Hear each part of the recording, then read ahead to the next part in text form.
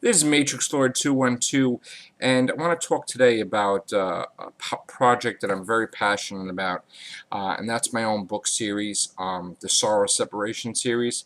I had sent in book 9, 9 years' time, way back in March, and it has gone through some crazy, crazy um, leaps and hurdles, basically. Waiting for a cover for this book. I had different people that left the project, got promoted, uh, people taking vacations, different things, and this is actually the longest time for a book to be made. Xebra's had this since March, so um, I want to explain a little bit about 9 years' time and how it comes full circle with the series. A lot of you don't know what the Saga Separation series is about. I created this project way back in May of 2010. At first it was, fictional poetry.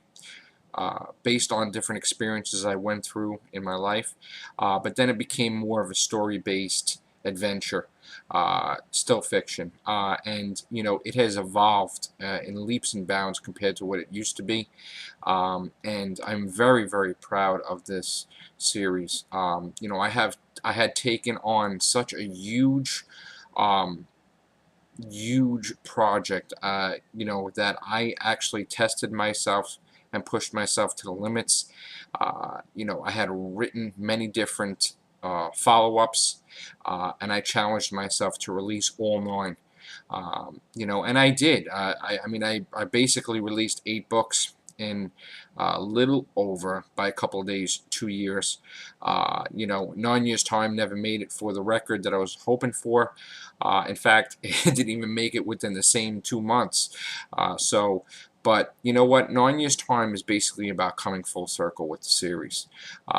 The series basically features a character I call of the Man of Nothing, which is a man that, he had a happy life, he had a family, he had kids, and basically he lost it all.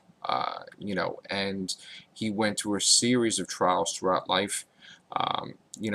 His kids were still around, but the breakup was just, it wasn't even a breakup really. It was more like, she just left, cheated and left, and his heart was broken. And then he had to fight for his rights, basically, to see his children. And, the series has evolved so much, and this guy has been through hell. The character losing different family members, and his health, and his money and everything, just about losing everything, which is why he's called the Man of Nothing. But just because of the title doesn't mean that he is nothing, because he is far from it, actually. And this man has just bounced back, always came back, no matter what the world threw at him. And then we learn later on, as of book 6, that there was unnatural forces that was basically adding to his misery. And the series just gets crazy after a while, but it's very, very exciting. And it has evolved to leaps and bounds. It has gone well beyond what I had hoped for. I mean, it is soared, and it has become this wonderful, wonderful series that, I always envisioned the series would end with the Man of Nothing finding his true love, getting married, his family united, basically, like him with his children and this new girl, and ending on a happy note. And basically that hasn't happened. But the series will evolve beyond the 9. But basically, book 9 is coming full circle. It deals with overcoming depression. Sometimes you go through a life where you just get so depressed, and you fall. You fall, and it's about climbing back. And 9 years' time is about climbing out of your pit for 9 years worth of depression. So I hope you guys check it out when it is released.